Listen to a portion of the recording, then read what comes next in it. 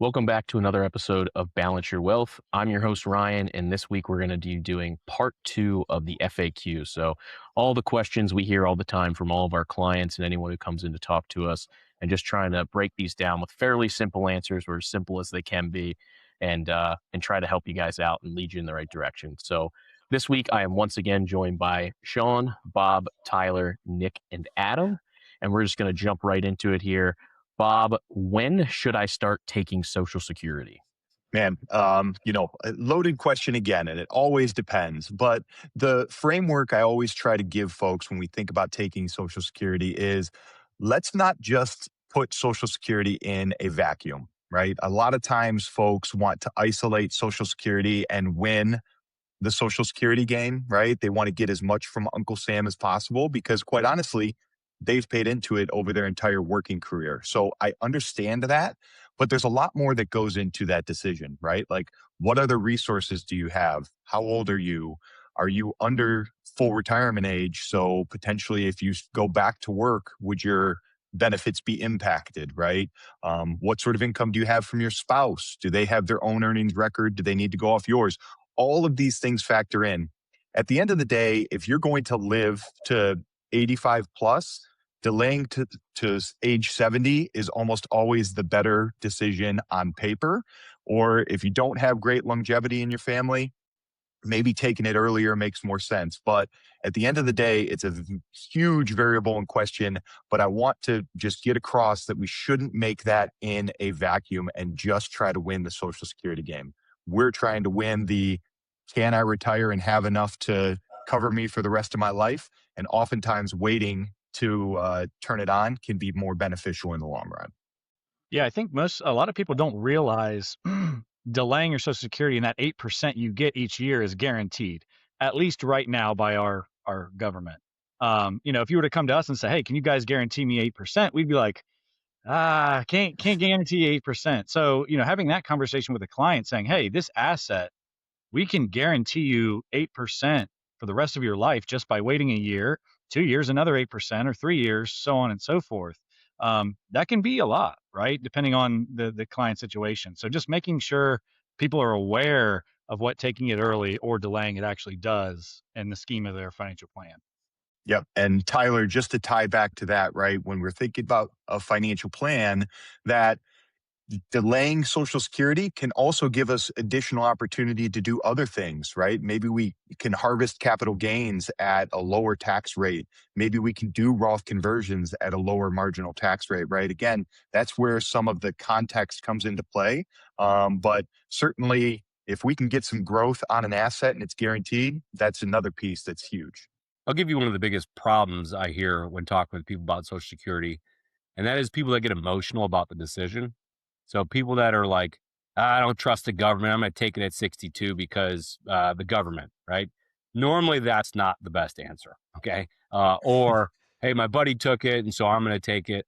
Those kinds of decisions are usually the people that are going to mess it up the most. So what we like to say is, come in, let's take a look at it. Let's look at all the different scenarios.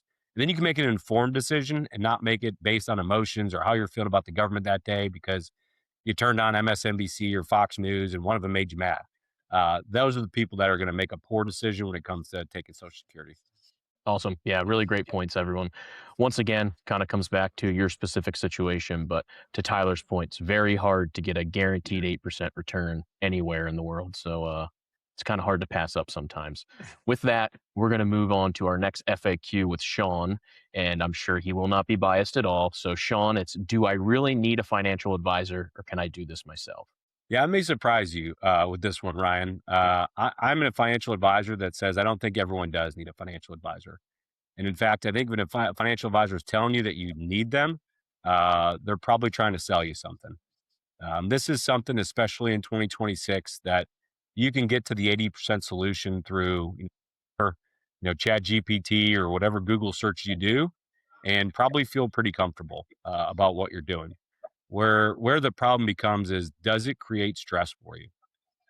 And so a lot of the people that we partner with are young professionals that are just getting busy in life. And so as soon as you start to neglect your finances or not spend the time that you should, you need to hire a financial advisor.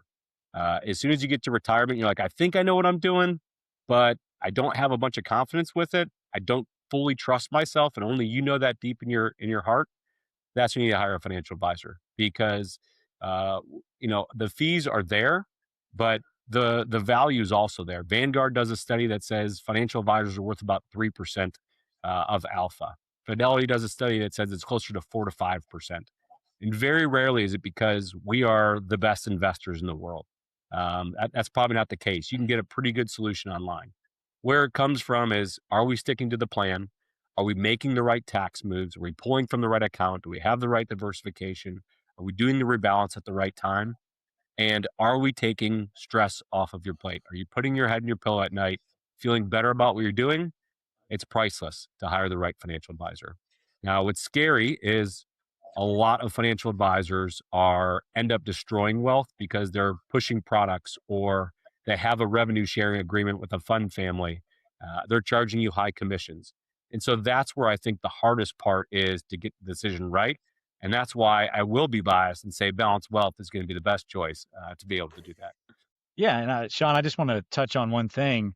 Like you said, there's people out there that can get 80, 90, 99% of it right, but it comes down to that one time you don't get it right that can literally derail your whole situation. I think that's where we come in, just having someone to bounce ideas off of. Hey, am I doing this? Does this make sense? Am I going to screw up the rest of my life by selling this or buying that? And so, I'm with you. I think a lot of people can get almost there, but we kind of round out that, hey, let's chat together, let's work together on this and make sure we're doing everything right. Another thing to factor in, whether you need an advisor or not, is how busy is your life, right? How many jobs do you have? How many kids do you have? Is your wife working? Is she not working? How many former or old 401ks do I have that are sitting out there? A lot of that ties having an advisor comes down to, what are my options? And if I've got a lot going on in my life, maybe I don't know exactly what my options are.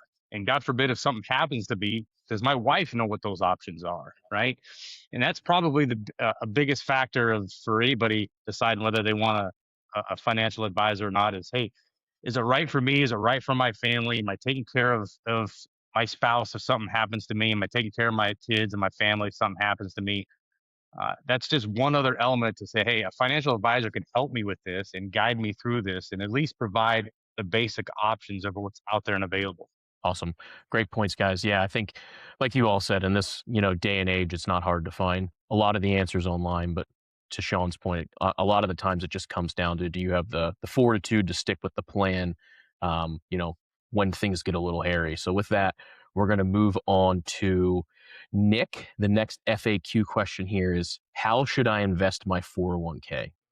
Yes, one of my favorite topics because the 401k industry is probably one of the ugliest, worst parts of the financial services industry, given the fact that it's such a closed architecture. Like usually when you get to pick your investments, you have like 10 different funds to pick from. And so it's like, yeah, how how bad could I mess it up if there's only 10 choices?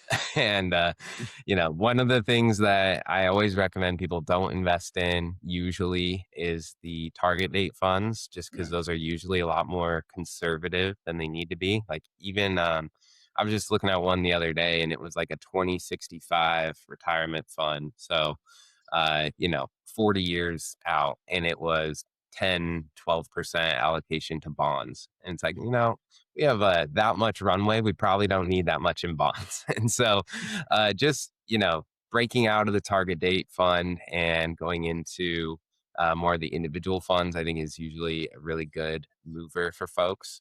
But yeah, in general, making sure that you're investing up to the match is a really good strategy too. That's the free money, the 100% return dollar for dollar. Those things don't happen too often in life. So make sure you take advantage of that. But ultimately, the cop out here is it depends on your plan, your situation, how close you are to retiring. Does it make sense to shift the current portfolio more conservative, but then still have your contributions be more aggressive? So you're taking advantage of market dislocations. There's a lot that goes into deciding the 401k mix. It's one of those things that like seems super simple, but it can be a big mover if you get some help. And I'll tell you, there's a lot of things that you shouldn't do inside your 401k. And as someone who still flies in the Air Force Reserve, I get the opportunity to go be around a bunch of really smart pilots and hear them talk about their 401k or TSP. And unfortunately, hear some of the disasters that they're doing. And that may be, a 2020 or 2022, the market's pulling back, and I hear them talking about moving to cash in their portfolio. I hear, people making an investment because this particular fund did better over the last 5 years than the fund they're currently in. And so those kinds of moves are what destroys your wealth. Trying to time the market inside of your 401k, trying to pick the best fund based off its previous performance, those are ways that you're most certainly going to destroy your wealth. And if you're doing that, you definitely need to talk to a financial advisor because a much better solution. Even though I'm with Nick, don't love the target date retirement funds, but if you just pick one of those and don't do anything different, just keep contributing to it, you're probably going to get a higher rate of return than you trying to move out to the stable value fund or the cash fund and back into a different fund or going to small cap value because that one did better last year. Those kinds of decisions, you're going to get really, really frustrated and end up destroying your wealth rather than just picking a plan, sticking to it, and riding the wave. Awesome. Great points, guys. So once again, ultimate cop out depends on you, your specific situation. And in this case, really it also depends on your plan and what investment options are available to you.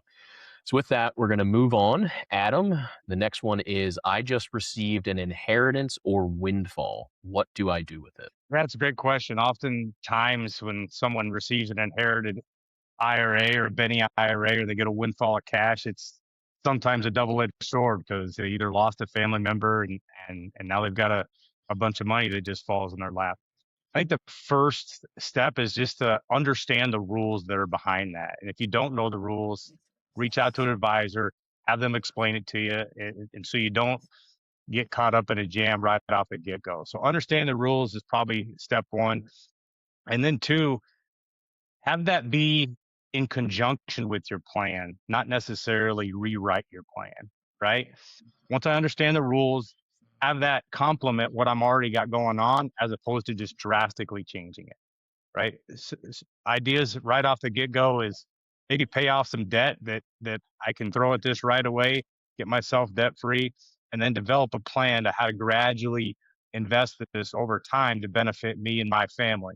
But understanding the rules behind the timeline of when I need to pull stuff out, where it needs to go, that's vitally important. That's probably step one when inherited IRA falls in your lap. Yeah, that's a good point there, Adam, right? Understanding the rules, because as you alluded to, inheriting an IRA versus inheriting a Roth IRA versus inheriting just cash or securities are vastly different tax consequences going forward for us. And taking that into account and saying, okay, how am not just my plan and complementing it, but what are the tax strategies that I should be thinking about or should employ when it comes to these, right? So having a planner on your side, having a good accountant or CPA, somebody that can help you just think through the tax ramifications of all of this is going to be hugely important when it comes to receiving a windfall or some sort of inheritance. Awesome. Great points, Adam and Bob. That's always important to make sure you're complementing your current plan versus upending it and just pretending you didn't have anything you were thinking about already. So rounding it out here with our final FAQ is Tyler, and this one is a little more basic. It's just very, very simple. Am I saving enough? Yeah, my question back to that person would be, for what?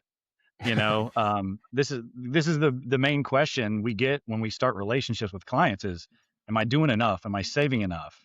And back to what we've talked about a lot on this chat is, what is your financial plan? What are your goals? Then we can tell you if you're saving enough or not to hit those goals. So that's where we start every relationship, is we build out that core financial plan. Where am I at today? Where do I want to go? Then we can answer those questions. So that would be my answer there. Now, as a general rule of thumb, if you save 15 to 20% of your income every year, you're doing a pretty dang good job. Like, you're going to be okay, likely. But if you really want to know, if you really want to drill down those details, we need to set that base plan, set those goals, and then figure out how do we get from A to B. I'm going to go with a quote from, one of the most famous financial books that's out there, The Richest Man in Babylon. And that is, a portion of everything you earn is yours to keep. And, the key fable behind that is, if I pay myself first and use some benchmarks, as Tyler alluded to, 15 to 20% is great, right? 20% when you're in your 30s. If you start out at 5%, right, get the habit going to where you're paying yourself first, and then, kind of mapping out where your other expenses go. But some key kind of just benchmarks: if I'm spending less than 30% of my take home pay on my house, if I'm saving 20%, and I'm not spending more than 10% of my take home pay on a car, you're probably doing enough, right? You're living within your means. If you're not taking on debt and you're fitting within those categories. If your house is 50% plus of your take home pay, you're probably going to have a hard time paying bills. And you're probably going to sacrifice your savings in order to make that emotional purchase come to fruition. So follow the benchmarks, pay yourself first, and don't worry about what other people are doing. We're all running our own marathon, and you need to run yours for your family in a way that makes the most sense.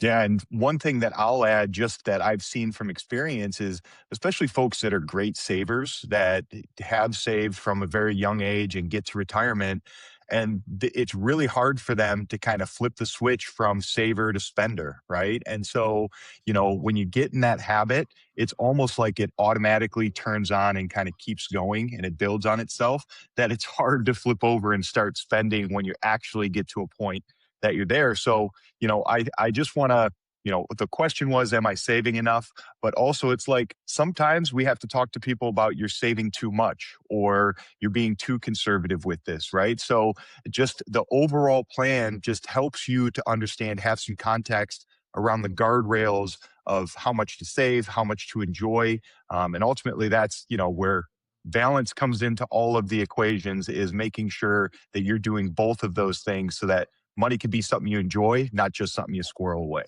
Awesome. Great points, Tyler, Shaun, and Bob. And I really liked your point, Shaun, of just make sure you're not comparing yourself to everyone else around you too much, because that can definitely put you in a bind if you're trying to keep up with everyone else. But with that, I'm going to hand it over to Nick, who's got something on his mind that I don't know if it's necessarily a rant, but go ahead, Nick, for 30 to 60 seconds and take it. Oh, it's a rant. I just want to point out that goats are probably, like, goats with the hooves and fur and all that, probably some of the most underrated animals to keep as pets. We recently got goats at the old Gookin farm here, and man, they are just a lot of fun. They have all the personality of dogs. They eat all the weeds and really terrible weeds and plants too, like poison ivy. They mow the grass, and then they run around and do parkour and jump off the kids and want pets and rub up against you like a dog. I'm like, this is great, and I keep you outside, so you're not getting my house all dirty. This is fantastic. So, goats, highly underrated. If you don't live in an HOA, or even if you do, you could probably disguise it as a dog. I think they're less noisy. I used to live, in a neighborhood with dogs, and they're always barking. The goats are quieter than the dogs, so there's that too. Awesome. Yeah, we've all been enjoying getting the videos of the goats running around and parkouring all over the place. So with that, thanks for joining us for another episode of Balance Your Wealth, and we look forward to seeing you next time.